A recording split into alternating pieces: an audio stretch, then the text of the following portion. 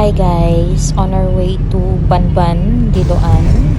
Trending kay daghan daw seafoods dito. Let's find out. And yes, sayo pa lang kaayos buntag no, puno na kayo ang parking area.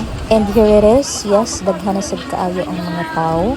Nagplaster na sa ilang mga iya-iyang lamisa. Ana di ara si Idrong.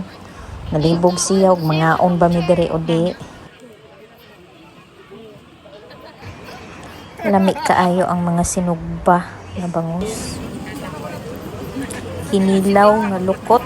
Napod na yung mga guso diha. O na mga atsara. Fit kaayo ni pare sa talaba. Ano yung suka nga halang pag yun. Iya hygienic plaster diri no. Pwede na mo kadag inyong lamisa o bangko. O, pwede na sad mo magyaka. Perfect kaayo no, ighuman og humol pawas panuhot.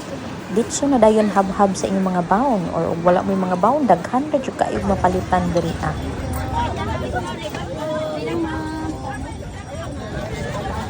Pila kay diyan ma'am?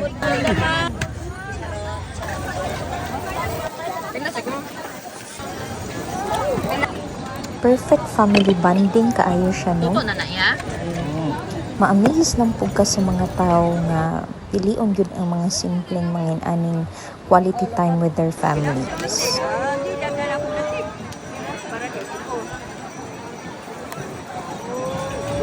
Nature na gid ni sa mga Pinoy no.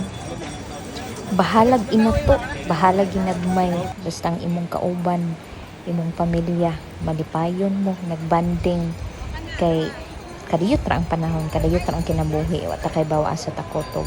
So, enjoy life together with your family lang gyud ta. Thank you for watching. Bye.